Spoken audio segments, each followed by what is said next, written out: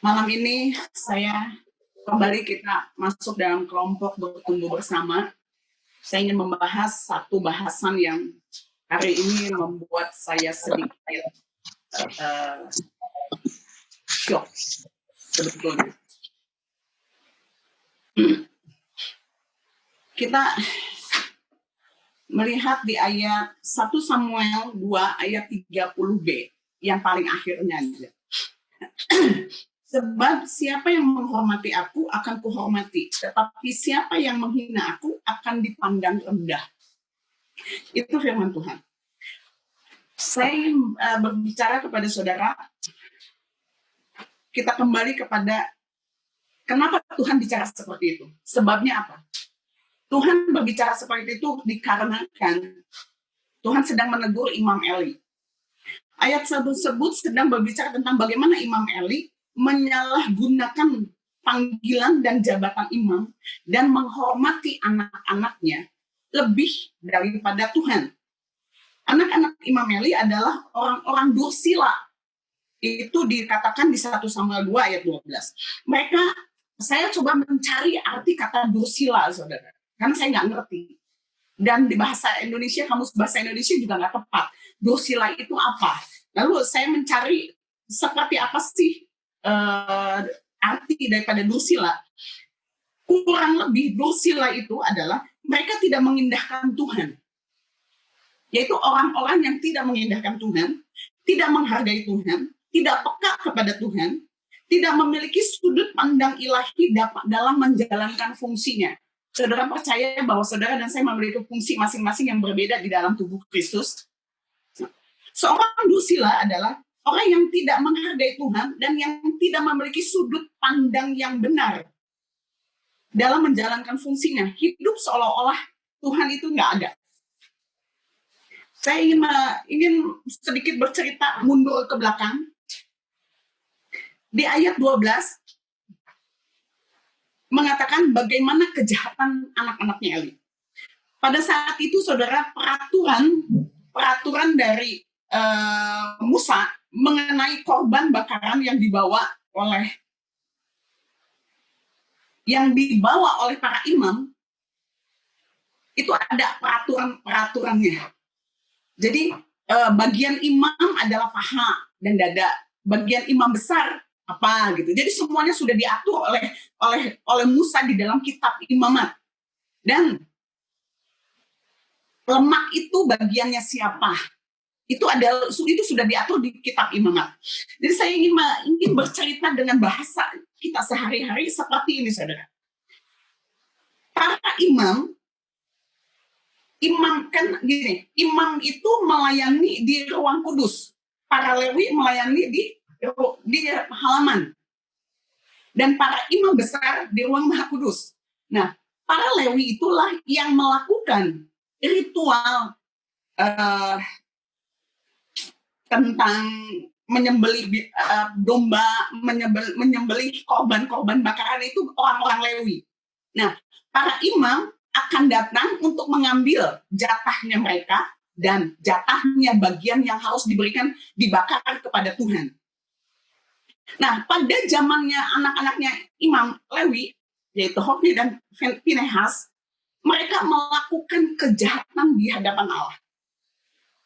Yang harusnya mendapatkan paha dan dada yang direbus oleh para Lewi yang di depan.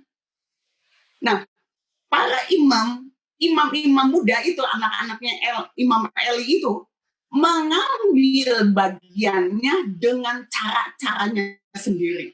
Saudara bisa membaca, mungkin saya nggak bisa ngomong detail di sini, karena nanti akan memakan waktu yang banyak. Tetapi saya ingin menceritakan bahwa bagaimana kejahatan para imam itu, bukan imam besar, tapi imam itu. Bagaimana kejahatan imam itu mengambil jatahnya seenaknya dewe. Yang seharusnya paha, yang seharusnya dada, yang menjadi bagian daripada imam, mereka langgar. Dengan cara apa? Mereka mengambil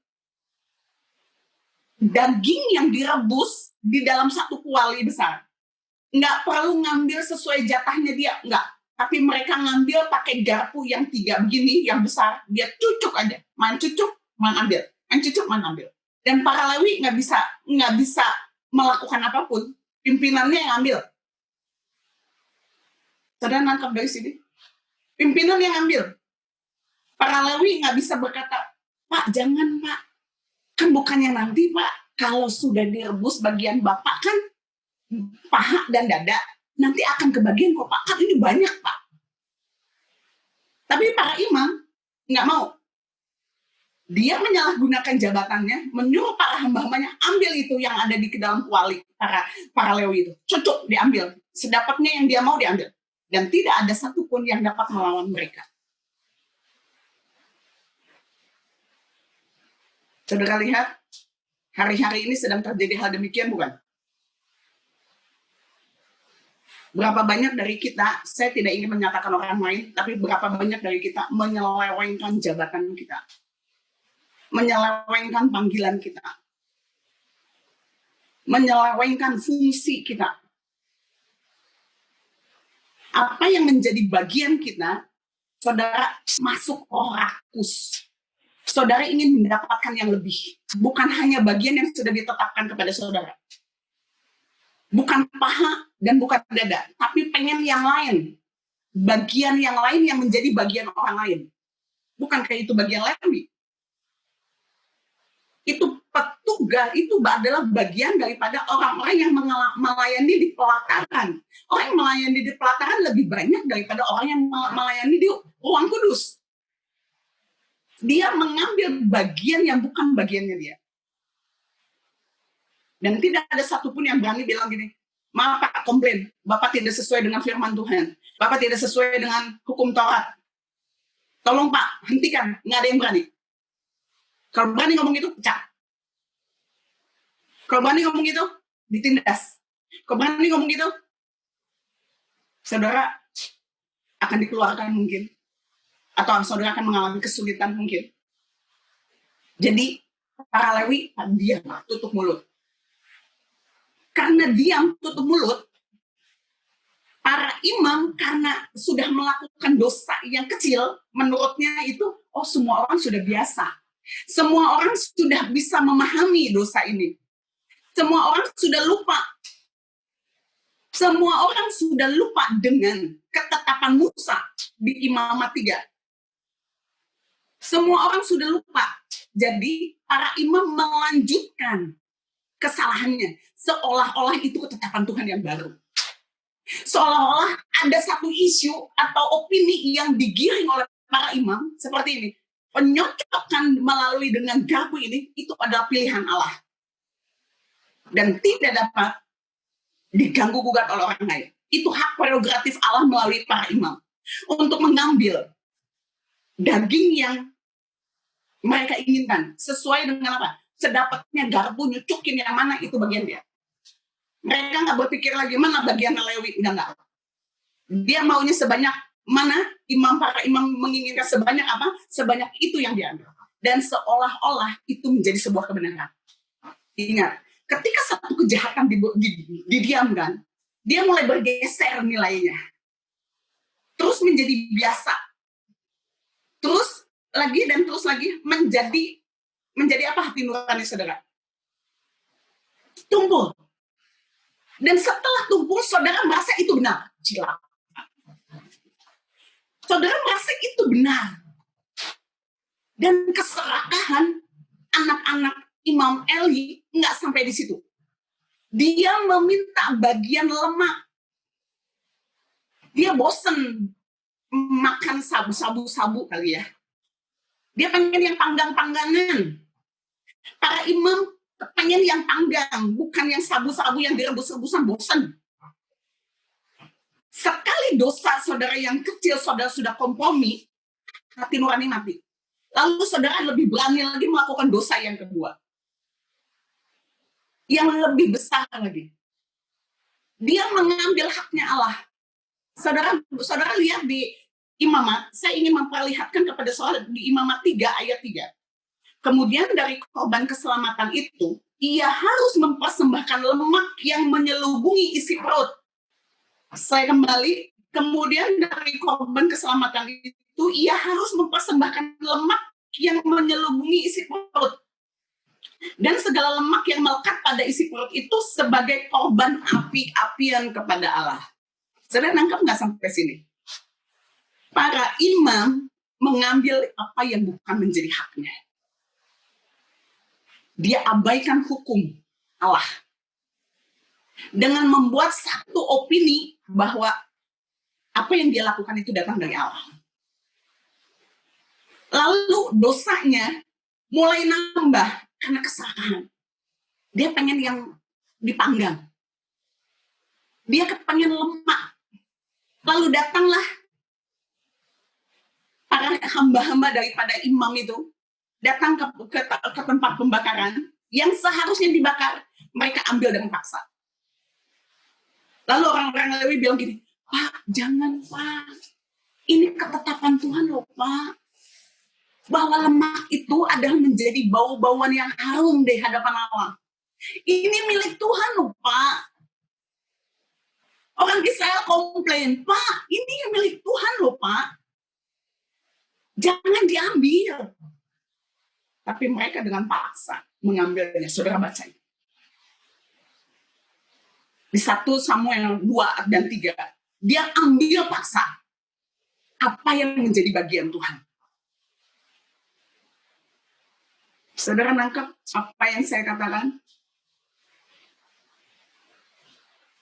Berapa banyak hari ini banyak bait Allah dan bait Allah, bait Allah dan bait Allah di seluruh dunia melakukan hal yang sama.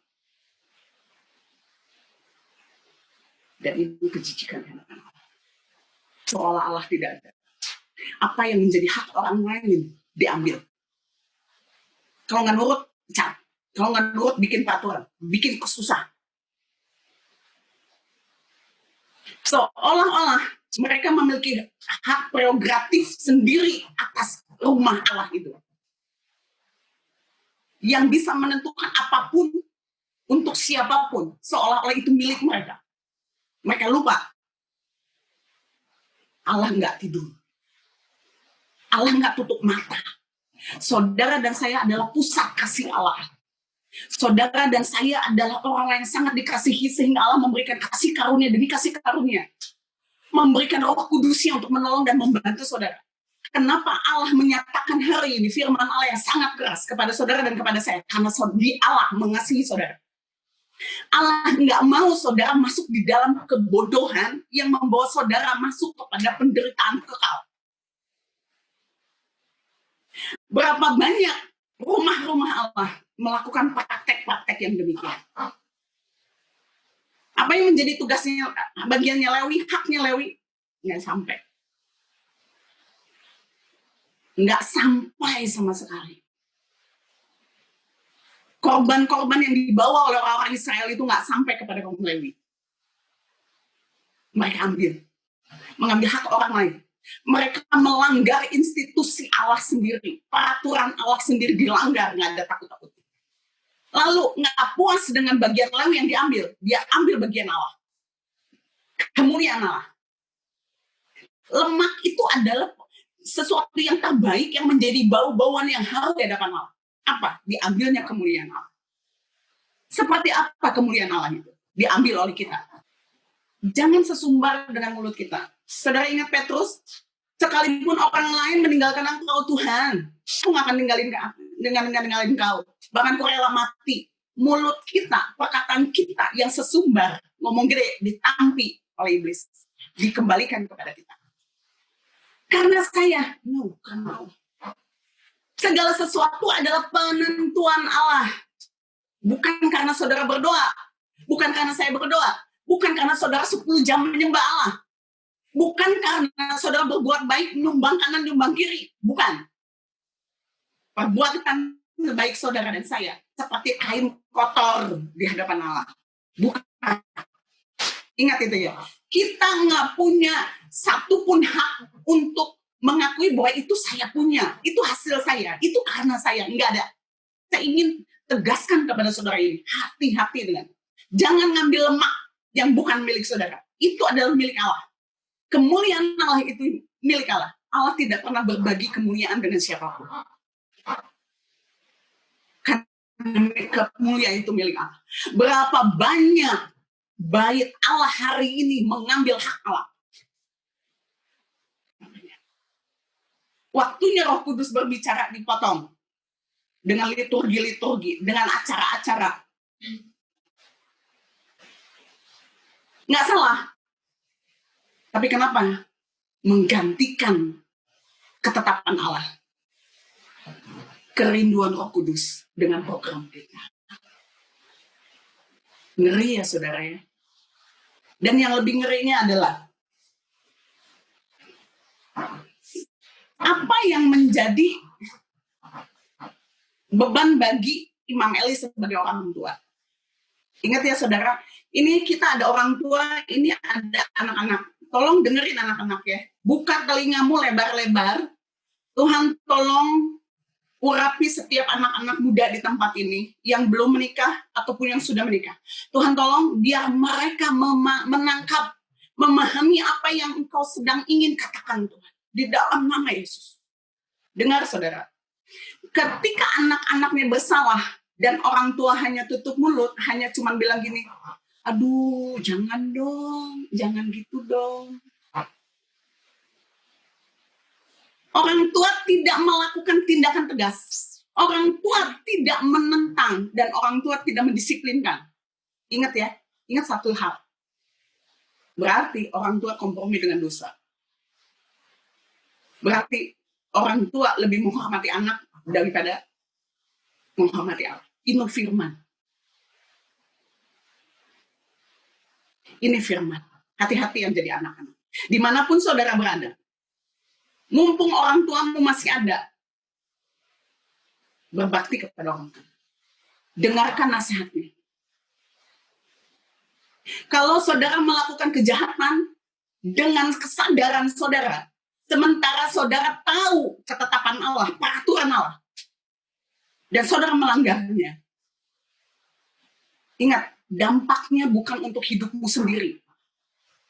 Dampaknya adalah kepada keluarga saudara. Karena saudara nggak hidup sendiri. Saudara nggak hidup sendiri. Kalau mau hidup sendiri, diutang.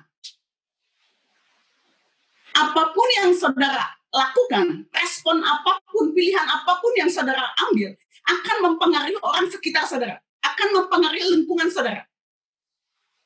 Catat itu baik-baik. Karena dosa anak-anaknya, dan Imam Eli nggak berani negur dan atau mendisiplinkan, dia terkena hukuman Allah. Setelah anak-anaknya Imam Eli mengambil bagiannya Allah, itu belum cukup buat dia. Dia melakukan perzinahan dengan wanita-wanita yang melayani di pintu masuk. Ditambah kejahatannya. Karena kejahatan yang satu seolah semuanya baik-baik saja. Kedudukan saya tidak goyah. Allah tidak menyatakan hukumannya atau murkanya, semua baik-baik saja. Ketika saya mengambil hak Imam Lewi, ketika saya mengambil hak orang lain, semuanya baik-baik saja. Tidak ada pendisiplinan dari Allah, seolah-olah saudara mengatakan begini, Allah kompromi kok.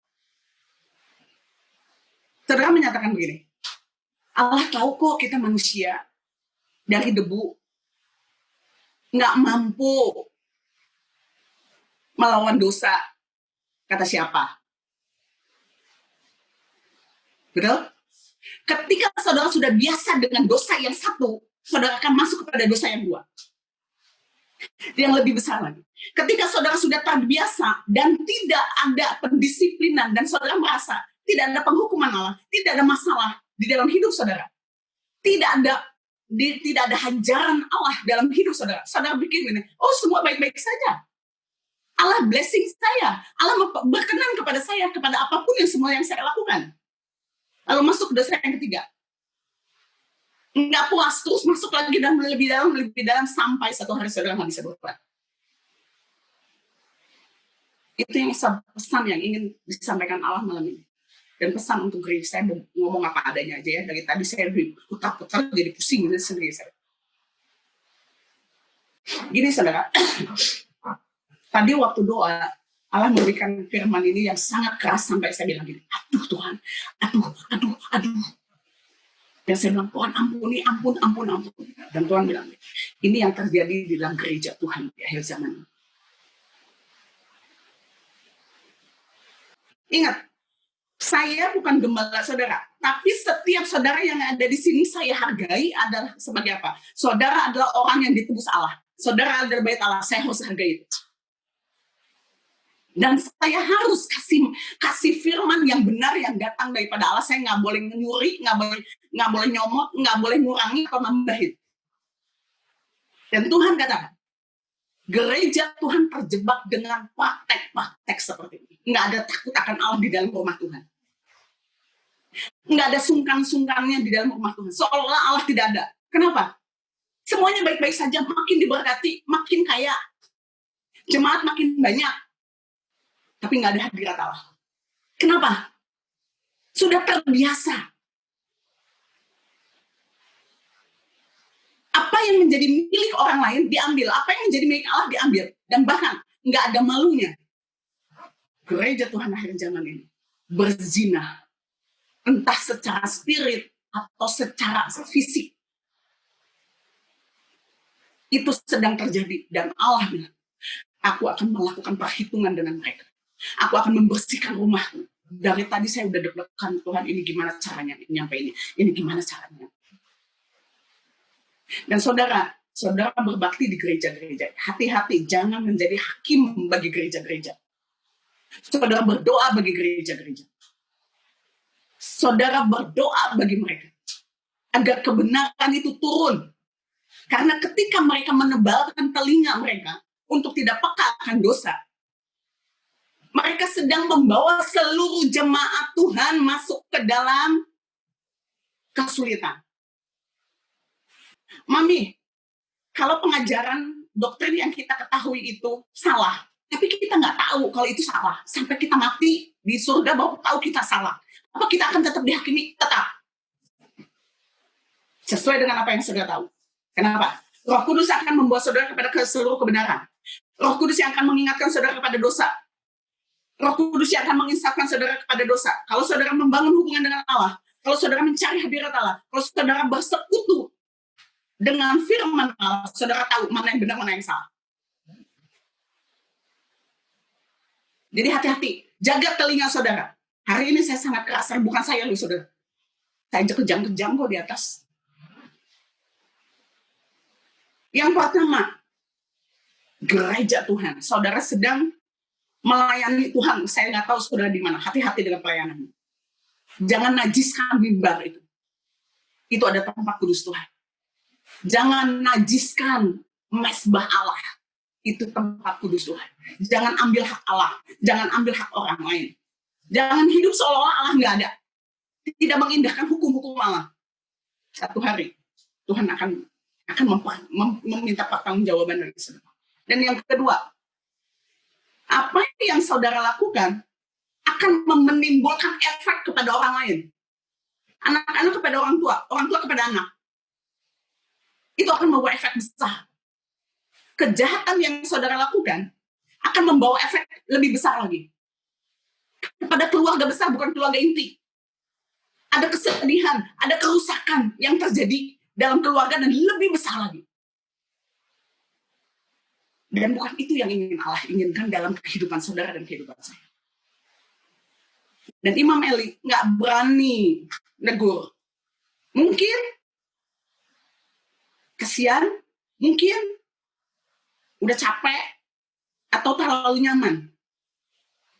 Yang terakhir yang saya ingin sampaikan kepada saudara yang ingin mengejutkan saya, ini yang mengejutkan saya. Imam Eli mendapatkan nubuatan 2 kali. Ditegur Tuhan secara jelas. Satu oleh Nabi, tidak disebutkan namanya. Satu lagi oleh Samuel. Isinya sama, bahwa anaknya akan mati dua-duanya. Dan kamu juga akan mati. Imam Eli juga mati.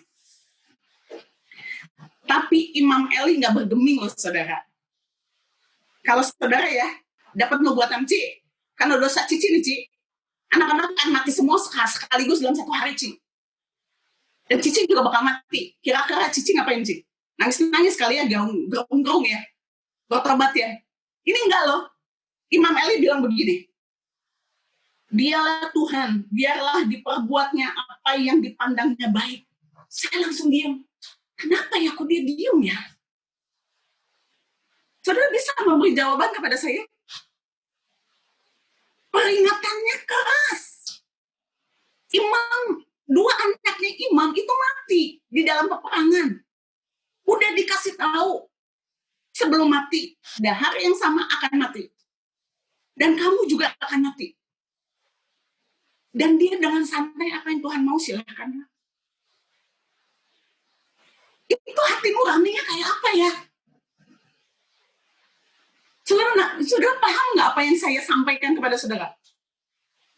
Ketika dosa menguasaimu dan saudara begitu keras dan menikmati hidup di dalam dosa, apa kata Tuhan? Saudara cuma dianggap lewat, kayak bajai lewat. Saudara udah nggak tersentuh. Saudara udah nggak ada takutnya akan Tuhan. Karena semuanya baik-baik saja. Selama ini saya melakukan dosa di rumah Allah sendiri, di bait Allah sendiri saya melakukan dosa, semuanya baik-baik, makin diberkati. Jemaat makin banyak, duit perpuluhan makin banyak, duit persembahan makin banyak, gereja makin mewah. Atau ketika sudah melakukan kejahatan, dari yang kecil, yang besar makin besar, nipu kecil, nipu gede, makin gede. Saudara begitu ditegur, saudara udah ngerasa apa-apa. Ini masih bagus, Imam Eli bilang begini, terserah Tuhan lah, apa yang terjadi menurut Tuhan baik jadilah. Ada orang-orang yang begini, saudara ditegur, galakan dia. Marahin kita, menghakimi, begini, begitu, paling benar sendiri. Semua orang seluruh dunia salah. Dan hanya dia sendiri, the only one, yang paling benar. Ada orang-orang begitu. Kenapa Imam Eli sampai keras seperti itu? Nggak peduli loh, anaknya mati nggak peduli. Bangsanya masuk di dalam kekalahan perang, dia nggak peduli. Itu keras ya seseorang ketika dikuasai dosa. Hati-hati saudara, peka akan dosa itu penting. Saudara menghargai kasih karunia seperti yang saya sampaikan hari Senin kemarin. Saudara harus menghargai kasih karunia, pengampunan Allah. Saudara harus menghargai kematian Yesus di kayu salib. Kalau enggak, hati saudara akan dikeraskan. Seperti Roma 2, aku akan menyerahkan mereka kepada keinginan mereka yang membinasakan. Sehingga mereka masuk kepada kematian kekal. Bukan itu kehendak Allah. Kalau itu kehendak Allah tuh, Bapak nggak akan kirim Yesus bagi saudara dan saya. Kenapa ada firman hari ini bagi saudara dan bagi saya? Begitu keras. Karena Allah mengasihi saudara. Allah ingin menyelamatkan hidupmu. Ingat, apa yang kau lakukan akan mempengaruhi orang lain. Orang-orang yang kau kasihi. Kalau saudara memutuskan sebuah kebodohan, kehancuran akan terjadi atas isi rumahmu, bahkan seluruh keluarga besarmu. Karena saudara nggak pernah hidup sendiri. Orang utang yang hidup sendiri. Dia pun masih punya keluarga. Asam mungkin hidup sendiri. Tapi dia punya teman-teman binatang. Saudara memiliki orang-orang di sebelah kiri kanan saudara. Orang-orang yang mengasihi saudara. Orang-orang yang dikasihi oleh saudara. Jadi sebelum melakukan sesuatu, pikir 100 kali ya saudara. Tolong, pikir 100 kali apa dampak bagi orang lain. Allah masih memberikan kesempatan kepada kita waktu. Memberikan kasih karunia-Nya merupakan sebuah waktu. Untuk apa? Untuk kita bisa bertobat. Nanti kalau saudara udah mati, saudara jungking bertobat, nggak ada perubahan. Setelah the end, finish 2 kali 1, udah nggak ada perubahan lagi. Udah nggak ada kesempatan untuk berubah lagi. Mumpung belum masuk 2 kali 1, ayo kita beresin hari ini. Memilih untuk hidup benar. Kasih karunia-Nya terlalu besar buat kita. Dia terlalu mengasihi kita. Kenapa hari ini firman yang demikian keras diberikan kepada kita? Biar saudara melek. Jangan diombang-ambing. Jangan cuma dipelus-pelus dengan berita-berita yang mengenakan telinga. Yang meninabobokan saudara bahwa semuanya baik-baik saja. Tahu-tahu rapture. Gimana saudara? Pengajaran yang saudara terima adalah kebenaran palsu. Bagaimana saudara akan mempertanggungjawabkan hidupmu di hadapan Allah? Mari kita sebagai umat Tuhan bukan sebagai hakim atas orang lain, tapi kita berdoa buat mereka. Mari kita bangkit berdoa bagi gereja Tuhan, bagi hamba-hamba Tuhan, biar mereka peka akan dosa, nggak menjadi imam-imam Eli yang menghancurkan seluruh keluarganya, yang nggak memiliki pendisiplinan kepada anak-anaknya. Entah alasannya apa, saya nggak tahu. Tapi mari kita sebagai orang tua, kalau tahu anak kita salah dan akan membahayakan dirinya, disiplinkan dia.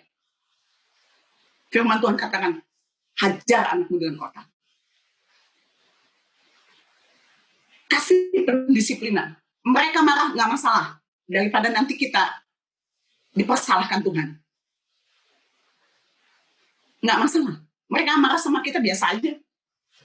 Atau kita kepada orang tua, keputusan kita mempengaruhi keluarga kita. Hati-hati.